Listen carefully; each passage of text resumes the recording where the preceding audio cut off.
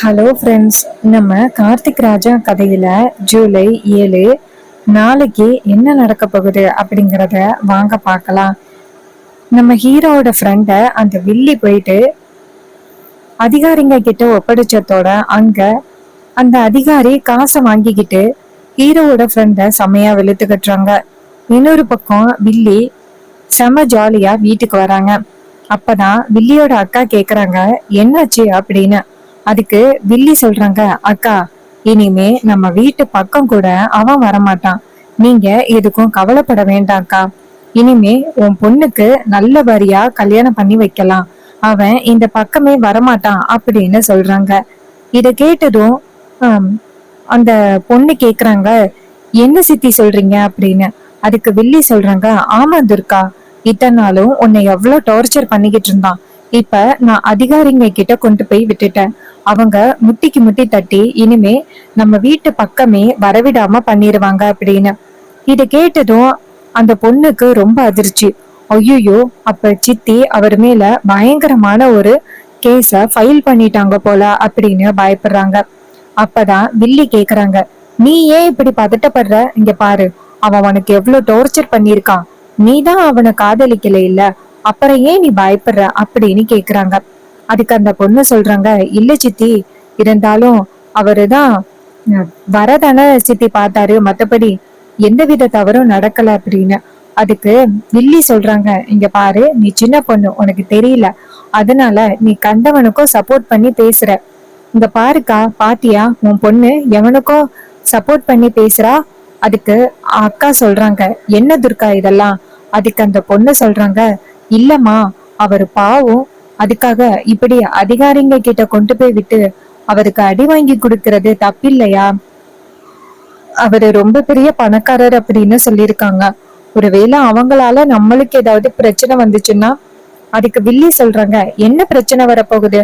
என்ன பிரச்சனை வந்தாலும் அதை நாங்க பாத்துக்கிறோம். எங்களுக்கு இப்போதைக்கு உன்னோட கல்யாணம் நல்லபடியா தடங்கள் எதுவும் இல்லாம நடக்கணும், அதுதான் எங்களுக்கு முக்கியம் அப்படின்னு சொன்னதோட அந்த பொண்ணும் சரிங்கிறாங்க. அதுக்கப்புறம் அவங்க நேரா ரூமுக்கு போக, அதே நேரம் நம்ம ஹீரோவும் ஹீரோயினும் நேரா பேசிக்கிறாங்க. ஹீரோயின் சொல்றாங்க, சித்தி சும்மாவே செமையா கோவப்படுவாங்க நம்ம நமக்கு பிடிச்சவங்க மேல. இப்ப அந்த பையனுக்கு என்னெல்லாம் அடி விழுகுதோ தெரியல, அந்த பையனை எப்படியாவது காப்பாத்தணும் அப்படின்னு. அதுக்கு ஹீரோ சொல்றாரு, கவலைப்படாத, நான் போய் எப்படியாவது அவனை கூட்டிட்டு வரேன் அப்படின்னு. இதை கேட்டதும் ஹீரோயின் சொல்றாங்க, நீ போய் கூட்டிட்டு வந்தா அம்மா கண்டிப்பா உன் மேல கோவப்படுவாங்க அப்படின்னு.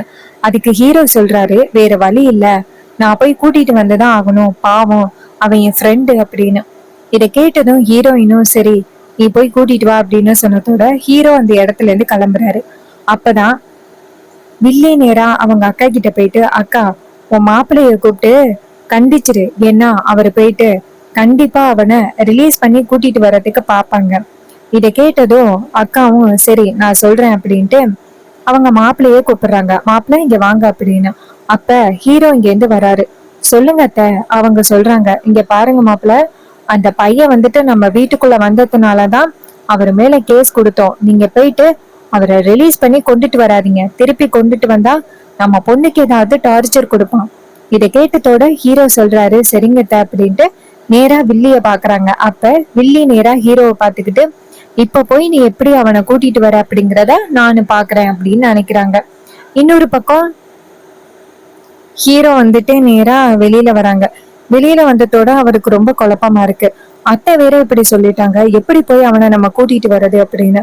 அப்பதான் ஹீரோயின் அந்த இடத்துக்கு வராங்க. வந்துட்டு என்னாச்சு, அவரை போய் கூப்பிட போகலையா? ஹீரோ சொல்றாரு, இப்படியாவது என் ஃப்ரெண்ட கூட்டிட்டு வரலாம் அப்படின்ட்டு தான் கிளம்புனேன். கடைசி நேரத்துல அத்தை கூப்பிட்டு அவனை கூட்டிட்டு வரக்கூடாது அப்படின்னு கண்டிச்சுட்டாங்க. இப்ப எனக்கு என்ன பண்றதுன்னு தெரியல. அதுக்கு ஹீரோயின் சொல்றாங்க, இங்க பாருங்க, பாவம் அவரு இன்னும் எவ்வளவு அடி வாங்கிட்டு இருக்காருன்னு தெரியல, ரொம்ப கஷ்டமா இருக்கு, நீங்க போயிட்டு கூட்டிட்டு வாங்க, என்ன நடந்தாலும் பாத்துக்கலாம் அப்படின்னு. அதுக்கு ஹீரோ சொல்றாரு, சரி நான் போய் கூட்டிட்டு வரேன் அப்படின்னு போகும் பொழுது டக்குன்னு நம்ம ஹீரோயினோட தங்கச்சி வராங்க. வந்துட்டு இங்க பாருங்க மாமா, நீங்க மட்டும் போனீங்கன்னா கண்டிப்பா அவங்க வெளியில விட மாட்டாங்க, அதனால நானும் வரேன் அப்படின்னு. ஹீரோ சொல்றாரு, நீ வந்தா ரொம்ப பெரிய பிரச்சனை ஆகும் அப்படின்னு. அதுக்கு ஹீரோயின் தங்கச்சி சொல்றாங்க, இல்ல நான் வந்தாதான் அவங்க வந்துட்டு அவரை விடுவாங்க. நான் வந்து அவங்க கிட்ட எனக்கும் அவருக்கும் கல்யாணம் ஆகிருச்சுன்னு சொல்லி நான் எப்படியாவது அவரை காப்பாத்திடுறேன். அதுக்கு ஹீரோ சொல்றாரு, இங்க பாரு, உன் கல்யாண விஷயம் இன்னும் அத்தைக்கு தெரியாது. அப்படி தெரிஞ்சிச்சுன்னா ரொம்ப பெரிய பிரச்சனை ஆகிரும். அதனால நீ வர வேணாம், நீ இங்கே இரு, நான் எப்படியாவது சமாளிக்கிறேன். சமாளிக்க முடியாத பட்சத்துல நான் உன்னை கூப்பிடுறேன் அப்படின்னு சொன்னதோட ஹீரோயினோட தங்கச்சியும் சரி அப்படிங்கிறாங்க. அப்ப ஹீரோயின் சொல்றாரு, இங்க பாரு, மாமா சொல்றது சரியாதான் இருக்கும். அவர் எப்படியாவது போயிட்டு கூட்டிட்டு வருவாரு, நீ கவலைப்படாத அப்படின்னு சொன்னதோட தங்கச்சியும் சரிக்கா அப்படிங்கிறாங்க. அதே நேரம் வில்லி தூரத்துல இருந்து பாக்குறாங்க. பாத்துக்கிட்டு, எல்லாரும் எப்படி அவனை கூட்டிட்டு வர்றதுன்னு பிளான் பண்ணிக்கிட்டு இருக்கீங்களா? நீங்க எப்படி பிளான் பண்ணாலும் கண்டிப்பா வந்துட்டு நான் காசு கொடுத்த ஆளு விடமாட்டான் அப்படின்ட்டு நின்னுகிட்டு இருக்காங்க. இன்னொரு பக்கம் ஹீரோ வந்துட்டு நேரா அந்த ஸ்டேஷனுக்கு போறாரு. அங்க போயிட்டு அந்த அதிகாரிய பாக்குறாங்க. அப்ப அந்த அதிகாரி வந்துட்டு அவரோட ஃப்ரெண்ட செம்மையா போட்டு வெளுத்து வாங்கிட்டு இருக்காரு. அப்ப ஹீரோ போயிட்டு நேரா தடுக்கிறாரு. சார், ஒரு நிமிஷம் பொறுங்க அப்படின்னு. அவரு நேரா ஹீரோவை பார்த்ததோட, நீ யாரு, எதுக்கு இங்க வந்திருக்க அப்படின்னு கேட்டதோட ஹீரோ சொல்றாரு, அவன் என்னோட ஃப்ரெண்டு சார், அவன் மேல என்ன தப்பு இருக்கு அப்படின்னு அவனை அடிக்கிறீங்க? அதிகாரி சொல்றாரு, யாரும் இல்லாத நேரத்துல வீட்டுக்குள்ள போயிட்டு ஒரு பொண்ணை வந்து டிஸ்டர்ப் பண்ண பாத்திருக்கான், அதனாலதான் இவனை முத்திக்கு முத்தி தட்டுறேன் அப்படின்னு. அதுக்கு ஹீரோ சொல்றாரு, சார், அந்த பொண்ணு கம்ப்ளைண்ட் கொடுத்துச்சா? அப்ப அதிகாரி சொல்றாரு, அந்த பொண்ணு கம்ப்ளைண்ட் கொடுக்கல, ஆனா அந்த பொண்ணு வீட்டுல உள்ளவங்க கம்ப்ளைண்ட் கொடுத்திருக்காங்க. ஹீரோ சொல்றாரு, அந்த பொண்ணு கம்ப்ளைண்ட் கொடுக்காம நீங்க எப்படி வந்துட்டு இவன் மேல கை வைக்கலாம்?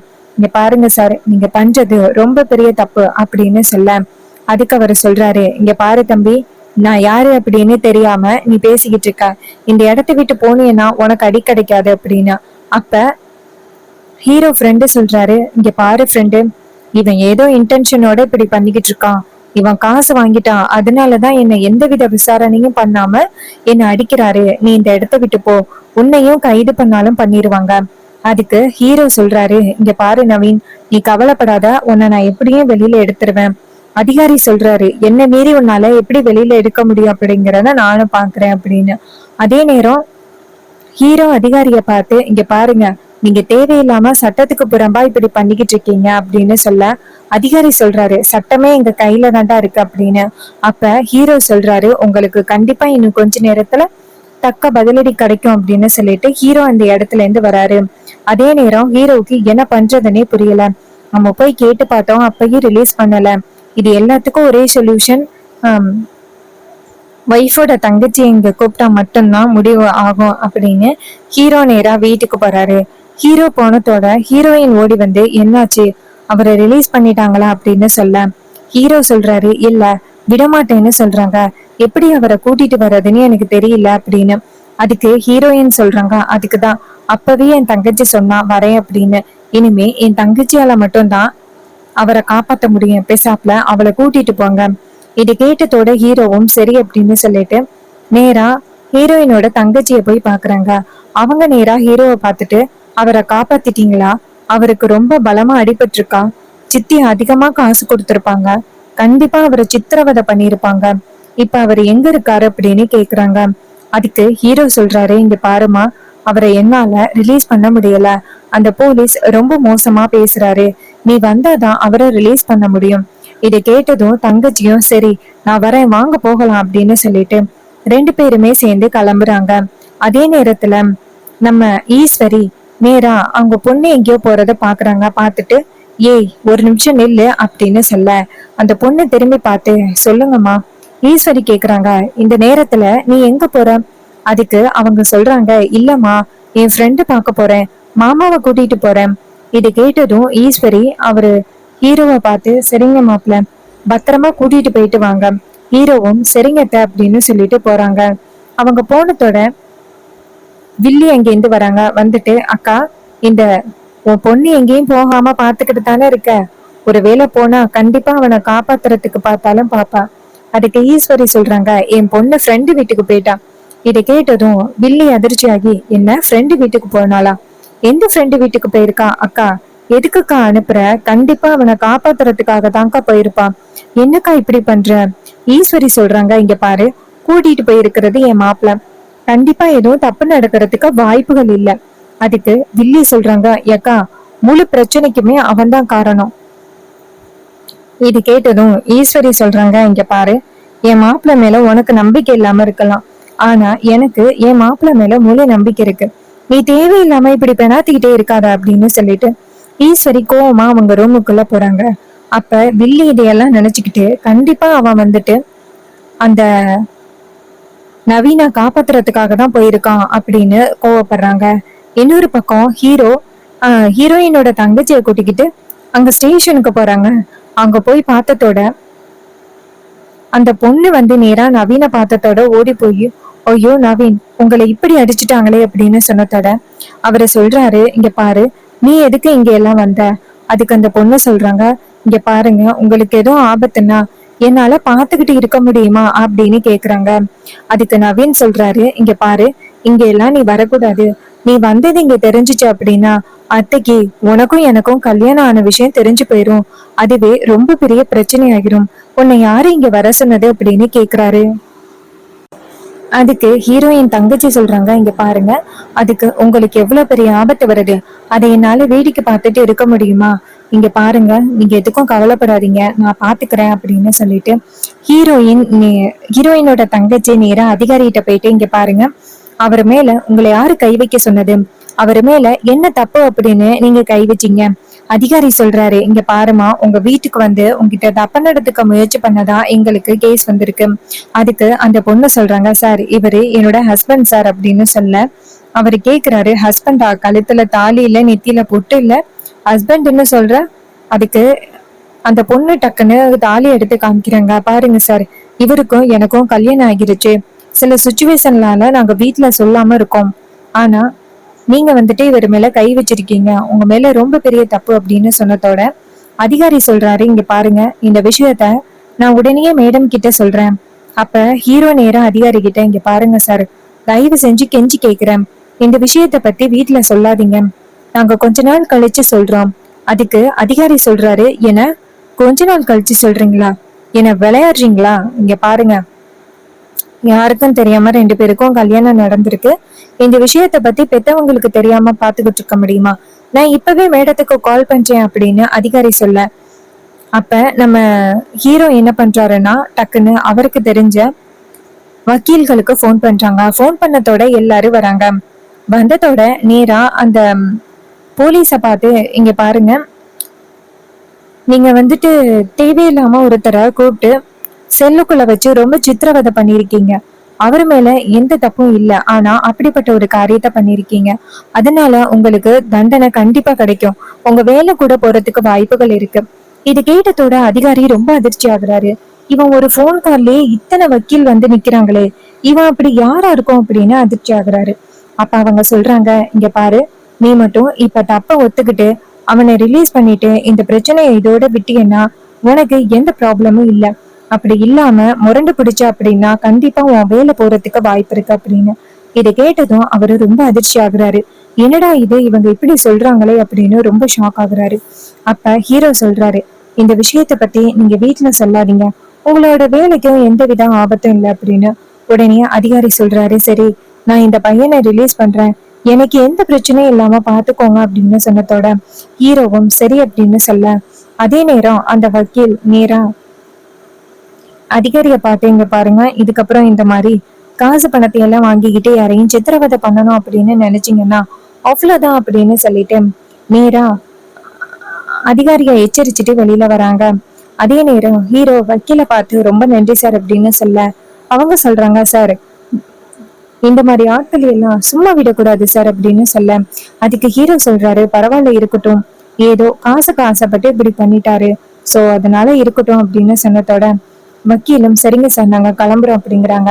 அப்புறமா நவீனுக்கு செமையா அடிபட்டிருக்கு. இத பார்த்துட்டு துர்கா ரொம்ப கவலைப்படுறாங்க. என்னங்க இப்படி போட்டு அடிச்சுட்டாங்க அப்படின்னு. அதுக்கு நவீன் சொல்றாரு, இது எல்லாம் உனக்காக தானே அப்படின்னு.